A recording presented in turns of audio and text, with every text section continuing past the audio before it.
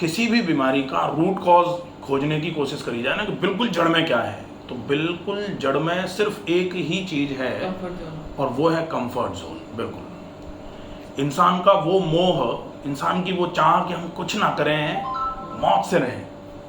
जब से ये चाह लोगों के मन में आना चालू हो गई है, तब से लोग क्या है कि खा तो पहले भी रहे थे, खा तो अभी भी रहे हैं। अब लोगों ने खाने को उससे बिल्कुल ऐसे जोड़ दिया है, इसलिए जोड़ना जरूरी पे पड़ गया कि हम खा तो सब कुछ रहे हैं लेकिन खर्च कुछ नहीं कर रहे।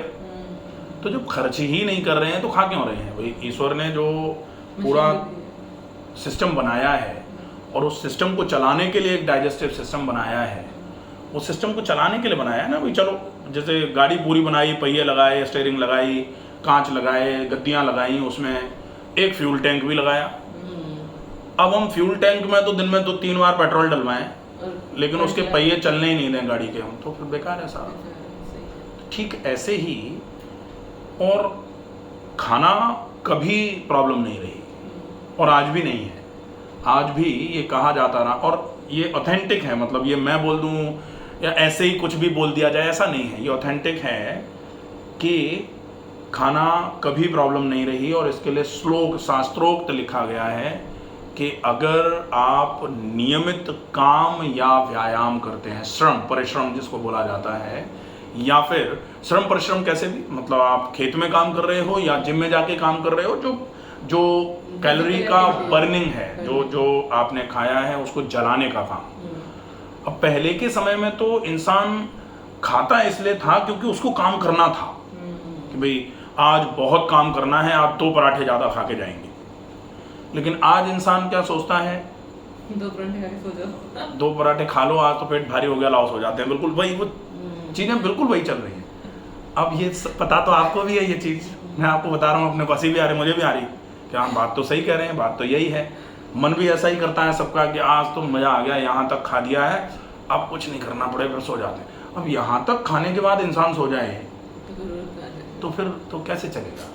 तो कहावत में पूरा क्लियरली लिखा गया था कि अगर कोई नित्य व्यायाम करता है, रोज व्यायाम करने वाले व्यक्ति को कुछ भी खा ले कोई दिक्कत नहीं है। व्यायामम कुर्वते नित्यम विरुद्धमपि च भोजनम।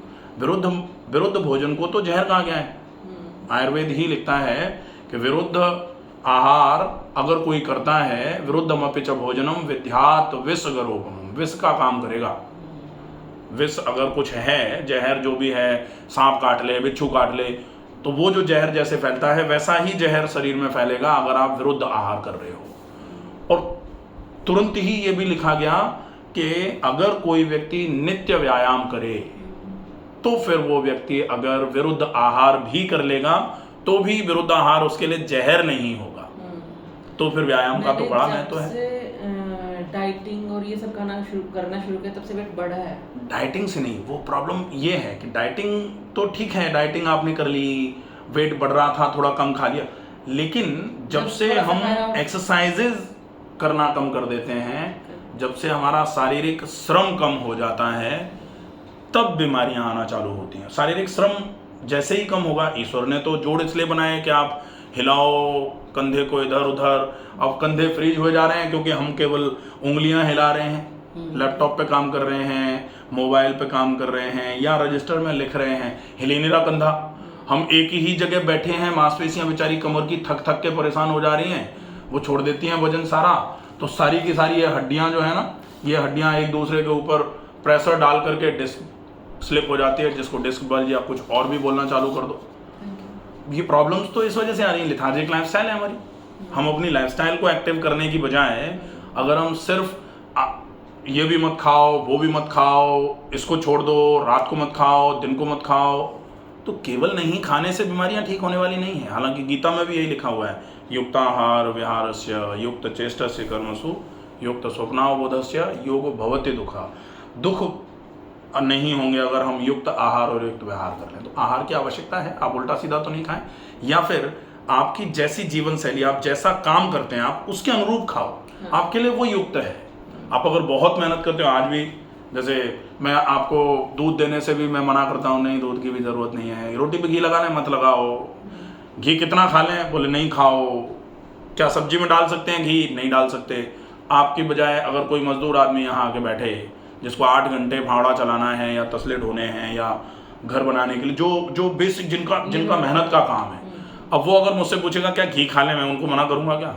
नहीं, क्योंकि उनके लिए ज़रूरत है। उनको अगर नहीं खिलाएंगे तो बीमार हो जाएंगे। लेकिन क्या कुछ अमाउंट का घी सबके लिए ज़रूरी है? ज़रूरी तो मैंने जैसे अभी पहले भी बोला था कि ज़रूरी तो पूरी 6 चीज़ें हैं। नहीं, कॉन्स्टिपेशन का रीज़न ये भी हो सकता है कि चिकना नहीं घी नहीं खा रहे। नहीं, ये तो सब क्या है कि ये सब फिर वो वाला ज्ञान है जो अपन सोच लेते हैं। फूड कंटेंट 6 होते हैं: protein, fat, carbohydrate, minerals, vitamins और पानी। इन पूरी 6 चीज़ों की आवश्यकता है अगर आप पूरे तरीके से ठीक रहना चाहते हैं। बैलेंस डाइट इन सबको बैलेंस करने की है। अब डिपेंड करता है कि बैलेंस डाइट तो इन सब चीज़ों को बैलेंस क्वांटिटी में लेने की है, लेकिन उसमें भी आपका वर्क शेड्यूल कैसा है, आप कैसी जीवन शैली जीते हैं, आप सेडेंटरी वर्कर हैं कि आपको बहुत भयंकर मेहनत का काम करना पड़ता है, इसके ऊपर डिपेंड करेगा कि इन 6 में से आपको किन चीज़ों की ज़्यादा आवश्यकता है। अब किसी की लाइफस्टाइल ऐसी है जो लंबे समय से लेथार्जिक लाइफस्टाइल को लीड कर रहे हैं और खाए पिए जा रहे हैं।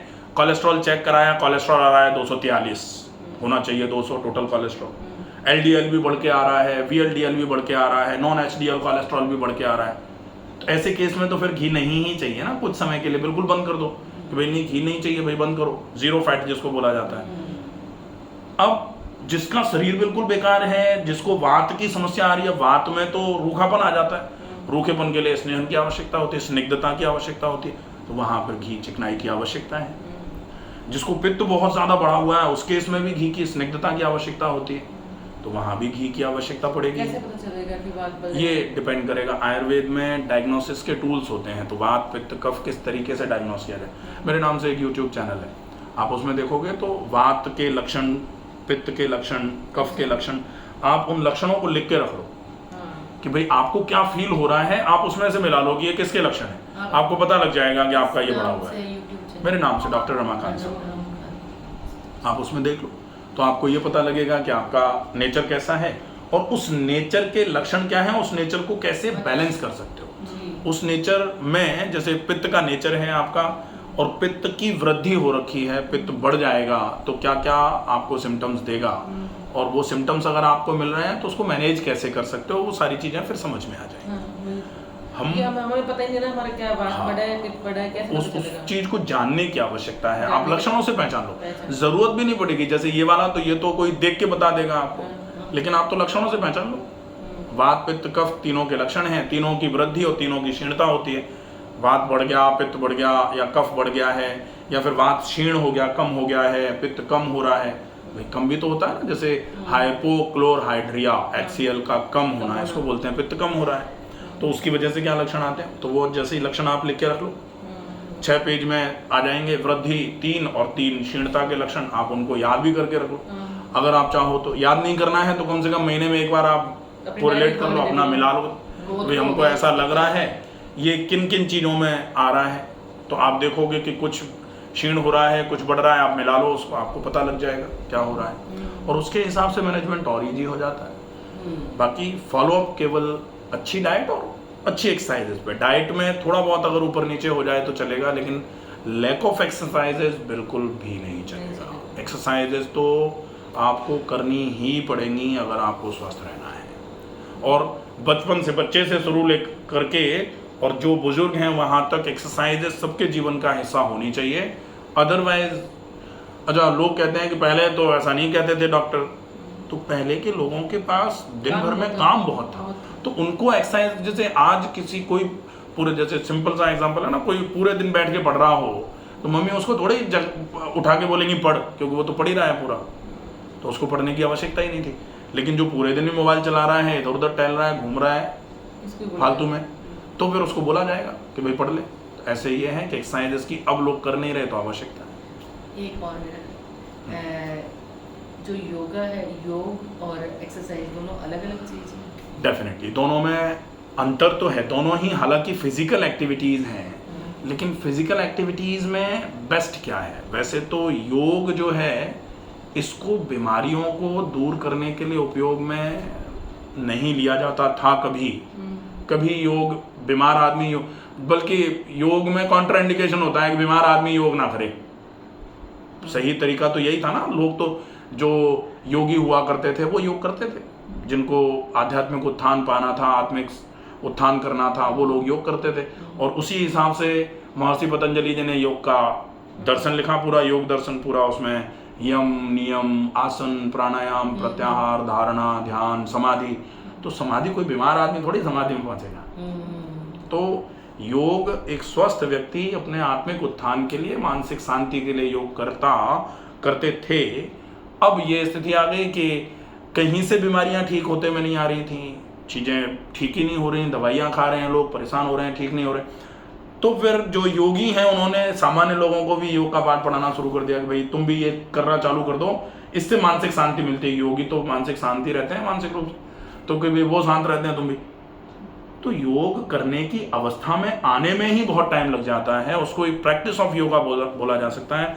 योग कर नहीं पा रहे हैं लोग, हम तो केवल प्रैक्टिस कर पा रहे हैं। जैसे एक आसन अच्छे तरीके से कोई कर ले, तो करने की स्थिति में पहुंचने के पहले जो अभ्यास की अवस्था है वही तो कर रहे हैं हम। या हम कोई टेढ़ा कर रहे हैं, कोई पूरा नहीं कर रहे, कोई पहुंच ही नहीं पा रहे, कोई कर ही नहीं पा रहे, कोई सांस ही नहीं भर पा रहे, कोई पैर ही नहीं उठा पा रहे, कि कोई मतलब हाथ पैर तक नहीं पहुंच पा रहा, अभी पूरा नहीं कह सकते। नहीं। योग बेसिकली बेस्ट ऑप्शन है, लेकिन योग के रूप में किया जाए। और योग को करने में महर्षि पतंजलि जी ने, योग को लोग सिंपल केवल आसन समझ, आसन का मतलब योग कहते हैं लोग, जबकि अकेले आसन तो योग नहीं है। योग तो योग का एक बहुत छोटा सा रूप आसन है, छोटा सा, बिल्कुल छोटा सा पार्ट। योग तो बहुत कुछ है, तो सांसों का भी रिदम सब कुछ बहुत कुछ है भाई। अष्टांग तो 8 तो यही है केवल, यम, नियम, आसन, प्राणायाम, प्रत्याहार, धारणा, ध्यान, समाधि। इसके अलावा योग तो फिर मंत्र योग भी है, लय योग भी है, भक्ति योग भी है, ज्ञान योग भी है, राज योग भी है, बहुत कुछ है योग। मतलब योगा जो कहते हैं, योगा का मतलब लोग केवल ये कहते हैं हाथ ऊपर उठाओ, सांस भरते हुए, हाथ नीचे लाओ, सांस छोड़ते हुए हम योगा करते हैं। तो वो एक्सरसाइज है, वो योगा नहीं है। हाँ, तो आप ठीक है हाथ पैर हिलाओ डुलाओ जैसे भी, ठीक है, वो फिजिकल एक्टिविटी है, एक्सरसाइज है, वो कर सकते हो, उसमें कोई बुराई नहीं है। ब्रीदिंग एक्सरसाइजेज जो श्वास की क्रियाएं हैं उनको भी किया जा सकता है। वो थोड़ा सा ऐसा है कि जैसे वजन बहुत ज़्यादा है, या चलने में दिक्कत आ रही है, या घुटनों में दर्द है, आप कर नहीं पा रहे हो, तो आप ब्रीदिंग एक्सरसाइजेस कर लो। तो आसन के बाद प्राणायाम का स्थान है, इसका मतलब प्राणायाम आसन से ज़्यादा इफेक्टिव है। लेकिन होगा कब? जब आसन आप पूर्ण कर लोगे। बिना आसन के अपन चाहेंगे हम तो सीधे ध्यान कर लेंगे, तो लोगों को ये भी भ्रम है। हालांकि करने वाले कर लेते हैं, भक्ति योग करने वाले तो डायरेक्ट ईश्वर को ही पा लेते हैं।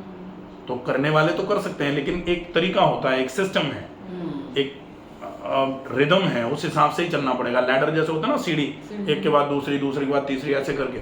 तो जब आसन पूरा करोगे तब प्राणायाम पर आ पाओगे। तो आसन का अभ्यास करना शुरू कर दिया जाए, थोड़ा प्राणायाम ब्रीदिंग एक्सरसाइजेस के फॉर्मेट में कर दिया जाए, शारीरिक बीमारियां जो हैं उनसे आराम मिल जाएगा। इतना करने से भी काफ़ी अच्छा आराम मिलेगा। ये एक और टाइम लगती है मेरे ना, जैसे बॉडी में बाकी सब पार्ट्स में फैट्स नहीं, एक सिर्फ इस पार्ट में इतना फैट्स। वो बेसिकली क्या है, इसको पैल्विक ओबेसिटी बोलते हैं। ये जो एक तो होता है पियर शेप, एक होता है एप्पल शेप। एप्पल शेप का मतलब एप्पल जैसे देखा है ना, एप्पल क्या होता है कि ऊपर तो चौड़ा होता है और नीचे पतला होता है। एक होती है नाशपाती, ऊपर तो पतली होती है और नीचे आके फिर वो चौड़ी हो जाती है। तो अपना पेयर शेप ओबेसिटी है, पेयर शेप। तो इसके लिए आपको फ्लोर एक्सरसाइजेस पे ज़्यादा फोकस करना पड़ेगा। फ्लोर एक्सरसाइजेस मतलब सीधे लेट के पैर उठाना, पैरों को ऐसे घुमाना, ऐसे घुमाना, दूसरे पैर को भी, दोनों पैरों को ऐसे साइकिलिंग, वैसे साइकिलिंग, ये सारी एक्सरसाइजेस काफ़ी इफेक्टिव रहेंगी।